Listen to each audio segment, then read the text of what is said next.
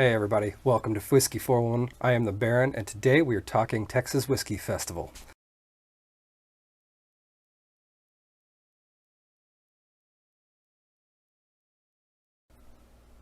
Okay, so Texas Whisky Festival is an event held every year down in Austin, Texas. There's a big farm down there. Uh, you'll see just a bunch of Texas distilleries down there bringing their best, bringing whatever their new stuff, a little bit of everything. There's a People's Choice event. There's all kinds of tastings going on. This year it's actually a 2-day event. It is the 14th and 15th of May, which is really cool.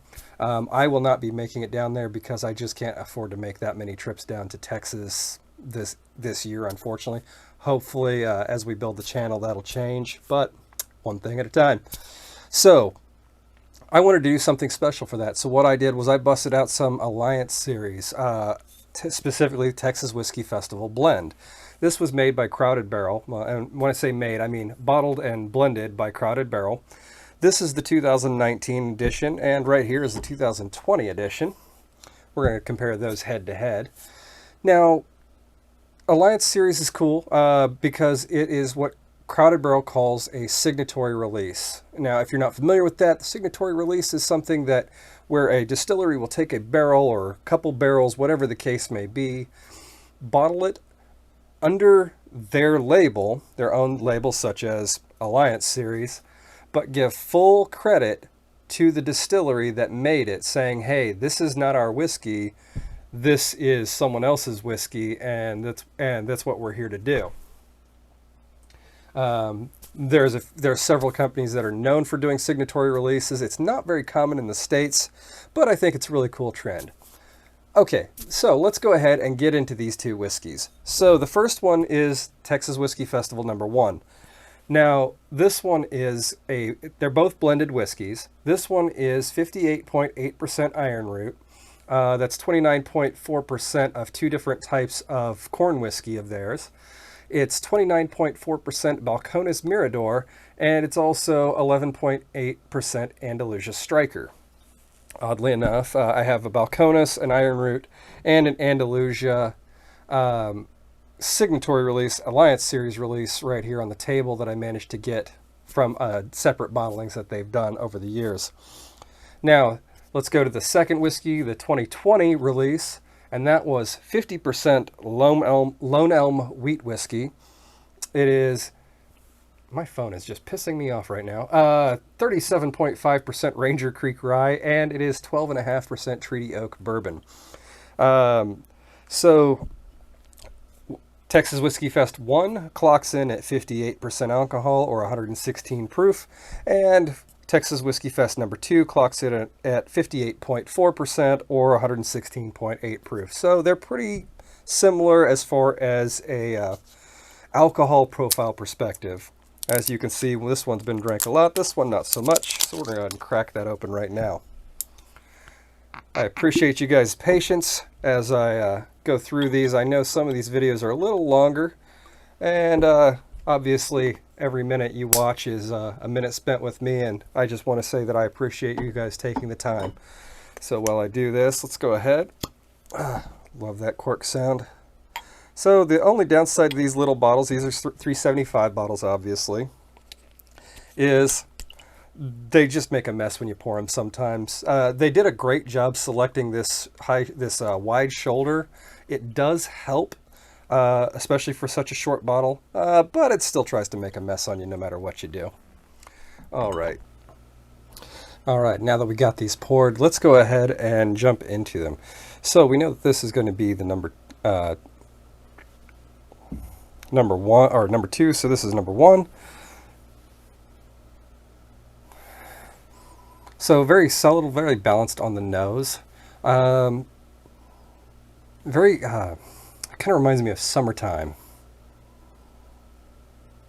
So they say every whiskey has a story, and this one is telling me the story of working out on my uncle's farm or helping my parents put up hay in the summer.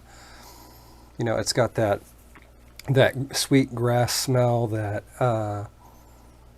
sense of grain. Just everything takes me back to the farms, and I kind of dig that.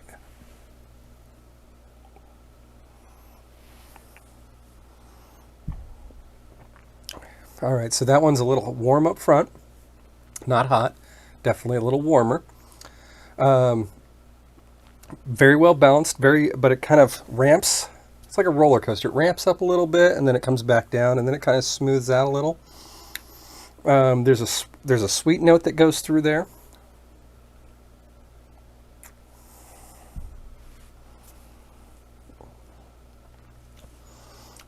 I'm going to call that like a honeyed pecan or a honeyed almond, maybe. Sweet, sugared, honeyed, but still got that earthy kind of quality going through. So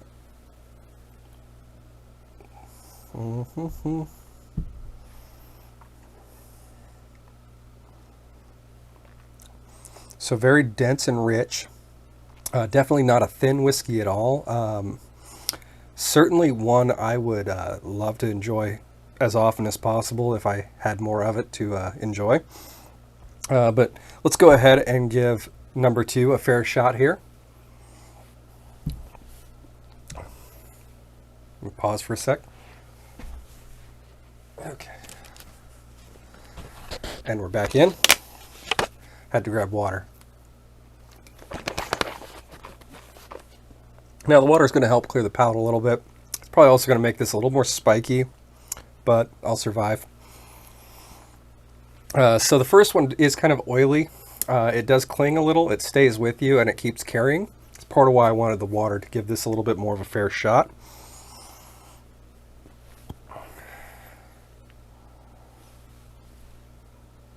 So on the nose, this one's a little more smoky. And don't get me wrong, this isn't peated smoky, but this reminds me, the smell reminds me of like a pile of ash after you've had a bonfire or something. That initial smell, like that just dry, burned, not burned smelling, but just that, I don't know. How do you describe just plain ash? Anyway. But that hint of corn.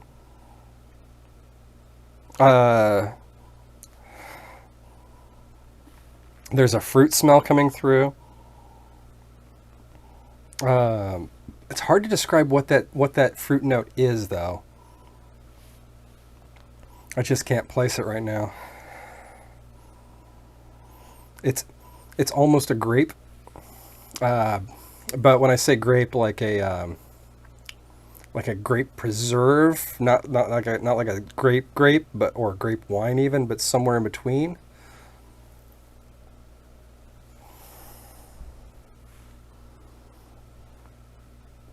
So same thing, dense, oily, rich, a bit of sweetness, but this one has a sort of a minty lift that carries through in the mid to the end, which is refreshing, surprising, and kind of unexpected. I don't see that a lot. I'm assuming that's the rye influence from the Ranger Creek rye. That is a very similar profile experience that I get from rye, so that's probably what that's coming from.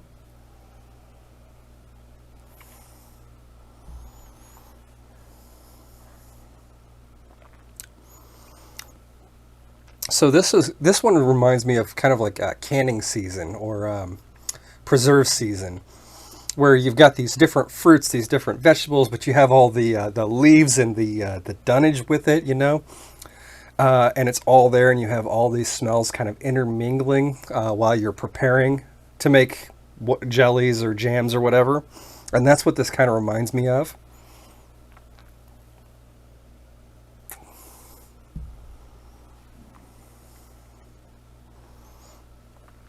And even the flavor profile is kind of there. It's got that kind of grape vibe, little spice going on there, leading into that rye lift, that eucalyptus kind of minty lift at the end. So that's really all I can say about either one of these. They're amazing whiskeys. Once again, they are incredibly rare. You can't find them anywhere. They made 1,200 bottles of the first one and 518 bottles of the second one, all 375s. So if you do have them, if you haven't tried them, definitely try them again. Even though you won't be able to try them, definitely go down to Crowded Barrel. Check out their Alliance releases. Check out what other whiskeys they're doing. They're always doing something new. They are an experimental distillery, and they are the first crowdsourced distillery in America at a minimum. And they're doing some awesome stuff. But also go check out the Texas Whisky Festival. If you find yourself down in Austin, the tickets aren't too expensive. I mean, with inflation being what it is right now, maybe they are. But either way, you should definitely go down and check them out if you're in the area. Once again, that's May 14th, May 15th of 2022 down in Austin. You're going to have a wonderful time. It's an awesome experience. I've been there before more than once, and the people are just amazing. So it is, you can't go wrong. That's all I've got for you guys today. Thanks for tuning in. Once again, like and subscribe as always. In between episodes, check me out on Instagram. I am the Whiskey 411 on Instagram, connecting with more and more of you every day. But if you have a comment, please drop it below. If you have anything else you want to say, any episodes you want to see, drop those too. Still working on some different projects. Those are coming soon. In between now and then, I hope you guys have a good rest of your week. I hope you have a great day, and we'll see you soon. Here's to good times, good friends, and good whiskeys. Cheers, guys.